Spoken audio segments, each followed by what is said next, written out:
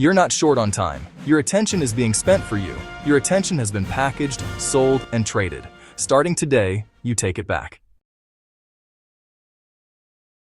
You don't lack time. You leak it. We all feel our days slipping through our fingers, our most valuable hours stolen by 1,000 tiny cuts. But the thief isn't external. It's a system we've built, running on autopilot. To reclaim your focus, you must first understand where it's going. Today, your job is to become a detective of your own attention. The tool doesn't matter. Use a phone note, a small notebook, or a document on your computer. The goal is to create a logbook for your mind. For the next few hours or the entire day, track every time your focus is pulled from your primary task. Every time you feel that mental tug, that urge to switch gears, log it. Be specific. Create 4 simple columns. First, the trigger. Was it an external notification, like an email ping, or an internal urge, a sudden worry, a random idea, or boredom?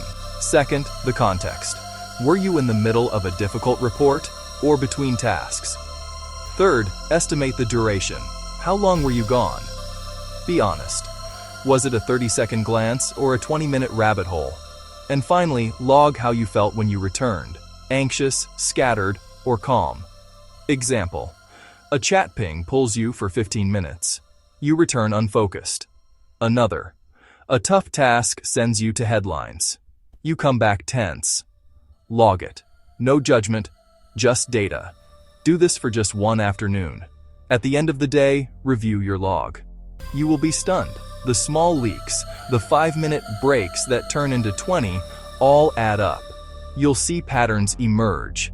The triggers that hook you, the times of day you're most vulnerable. This audit is the essential first step because it stops the autopilot. It forces you to confront the reality of where your energy is flowing. Remember, your attention is your life in usable form. It is the currency with which you build your career, your relationships, and your internal world. Don't try to fix everything at once. Just look at your list and identify 1 or 2 major black holes. Tomorrow, we will target just one. For today, the victory is in the seeing. Awareness breaks autopilot. You have to measure before you can optimize. Day 2. Win the first battle. 1 deliberate act for 30 minutes. No phone, no news, no email, no social. Create 1 paragraph. Not the whole draft, just 1. Move. 10 focused minutes. Signal the system. We're on. Lead. Define the single outcome that makes the day a win. This is a vote for the day you want. Start proactive, not reactive. Set the tone. For professionals, caregivers, students, and creators, this quiet window compounds.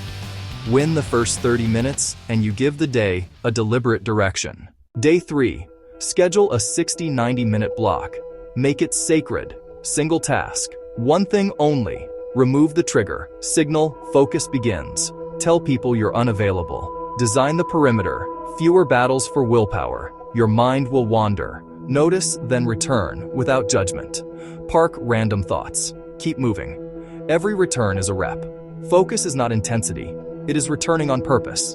In 1 block, you did more than an hours of scattered work.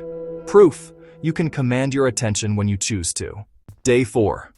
Interrupt the knee-jerk. 3 slow breaths before you respond. 5 seconds to let judgment arrive. Apply it to any stimulus. Ask, is this mine to act on right now? Answer, defer to a block, or delegate, deliberately. At home, 3 breaths can flip escalation into calm. Not unresponsive, just intentional. Lead with calm attention, not hurried reaction. The pause is your secret weapon. Day 5. Remove 1 recurring distraction for the rest of the week. Make a clear, simple rule. Engineer your environment to match your intentions. If social derails work, block 9 to 5. Turn off all non-essential notifications. News once a day, max 15 minutes. Fewer temptations mean fewer willpower battles. Pick 1 thing. Be specific. Execute. Design the space to protect your focus. Wise constraint is freedom. Day 6 is about becoming steady under imperfect conditions. The world will never be a perfectly silent, distraction-free library. Your office won't be, your home won't be, and your mind certainly won't be. So instead of waiting for perfect, we train for real. This is where we train under mild, controlled discomfort. The goal isn't to punish yourself, it's to prove to yourself that you can hold your center when things aren't ideal. Try working with some light ambient noise. Don't blast music, just let the world in a little. Open the window and let the sounds of life become the backdrop to your focus, not the enemy of it. Practice your attention amid the gentle chaos. The key here is that the discomfort is mild, chosen, and completely reversible. You are in control. Start with a small, safe constraint. A single 25-minute session is all you need. This isn't an endurance test. Before you begin, follow a simple sequence. Move your body first. A few stretches, a quick walk around the room. Then, set your single target and start the timer. This is about adaptation, not heroics. With each session, you teach your mind a profound lesson. I can stay steady when it isn't perfect. I can choose my focus, even when the world tries to choose for me. This brings us to day 7, review and design. The goal now is to turn a good week into a great system. A system keeps the promises your mood can't. At the end of the week, take just 5 minutes. Ask yourself 3 simple questions. First, what worked best this week? What action gave me the most leverage over my attention? Second, what pulled me away most? Was it a notification? An internal urge? A specific person? Be honest and specific, without judgment. Awareness is the first step to change. And third, the most important question: what one clear rule will I implement next week to build on what worked and defend against what didn't? Your rule should be simple and actionable. For example, commit to a daily single-task block, even if it's just 30 minutes. Or make it a rule that your phone goes in a drawer while you work on your most important task. Once you have your rule, schedule it. Post it where you can see it. Make it easy to win. This simple review process is how you iterate small to gain big.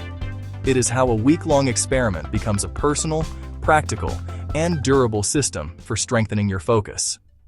You've completed the 7-day protocol. You audited your attention, won your mornings, carved out sacred time, and practiced the deliberate pause. You fortified your environment against distraction and built real, sustainable momentum. But this isn't a finish line. It's the blueprint for a new way of operating. It's the transition from a week of practice to a way of life. You started by auditing. You didn't just feel distracted, you measured it. By logging every interruption, you broke the autopilot. You saw exactly where your focus was leaking. This awareness is the first step to reclaiming your most valuable resource because your attention is your life in usable form. Then, you won the first 30 minutes. Instead of reacting to the world's demands, emails, notifications, news, you began on offense. You protected that initial window for what matters most. A moment of movement, a minute of planning, a brief creative act. You set the trajectory for the entire day. You carved out sacred focus blocks, not for frantic work, but for deep work. You learned that focus is not intensity, it is returning on purpose. Each time your mind wandered and you gently brought it back, you performed a rep, strengthening your ability to concentrate. Every return is a victory. You practiced the deliberate pause. In conversations, in email threads, in moments of frustration, you created space between stimulus and response. You learned to react slower to decide better.